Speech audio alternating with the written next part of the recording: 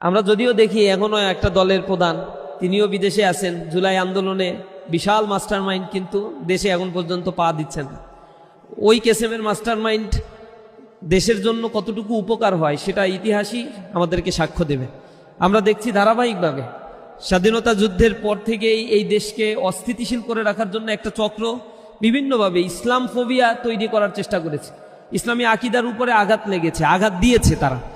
আমাদেরকে পঙ্গু করে দেওয়ার জন্য নিষিদ্ধ ঘোষণা করা হয়েছে, জাতীয় নেতৃবৃন্দকে ফাঁসির কাস্টে ঝুলানো হয়েছে, আমাদেরকে সাপ্রেস করা হয়েছিল, দুর্বল করা হয়েছিল।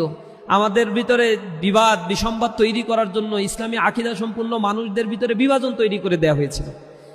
আমাদের এই দীর্ঘ পথ পরিক্রমায় 54 বছরের উত্থান পতনের ইতিহাস পেরিয়ে আজ আল্লাহ রাব্বুল আলামিন আমাদেরকে একটা মোক্ষম সময় দান করেছেন, এবং সেই সময়টা কেমন হতে পারে সেটা আমাদের তৎপরতার উপরে নির্ভর করবে। আল্লাহ রাব্বুল আলামিন সূরা কাসাসের প্রথম রুকুতে আমাদেরকে উদ্দেশ্য করে এমন কিছু ঘটনা বর্ণনা করেছেন যেটা আল্লাহ রাব্বুল আলামিন বলছেন ইমানদারদের জন্য এটা একটা বড় শিক্ষার বিষয়।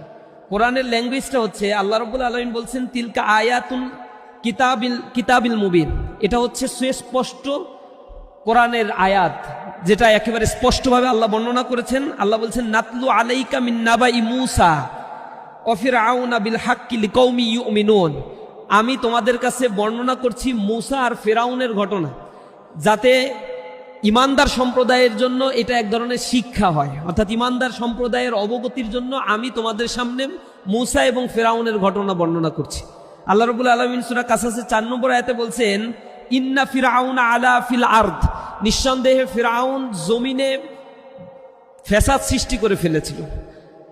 এরপরে আল্লাহ বলছেন ওয়াজআলা আহলাহা শিয়াআন, সে তার জনপদের অধিবাসীদের মধ্যে বিভাজন তৈরি করে ফেলেছিল, দলে দলে বিভক্ত করে ফেলেছিল। আল্লাহ বলছেন ইয়াস্তাদিফু তাইফা, সে যে কাজটা করেছিল তাইফাতুম মিনহুম ইউযাব্বিহু আবনাআহুম, সে দুর্বল করা মানুষদেরকে আরো দুর্বল করার জন্য তাদেরকে কতল করত, নারীদেরকে শিশুদেরকে তারা জীবিত রাখত। এটা এ কারণেই করেছিল যে সে যেন স্থায়ীভাবে ক্ষমতার আসনে সমাসীন হতে পারেন। আল্লাহ রাব্বুল আলামিন বলছেন ওয়া নুরিদু আন নামুন্না আলাল্লাযীনা ইসতুদিফু ফিল আরদ, আর আমি চেয়েছিলাম যাদেরকে এই ফিরআউন দুর্বল করে রেখেছিল জনপদে, আমি তাদেরকে শক্তিশালী করতে চেয়েছিলাম।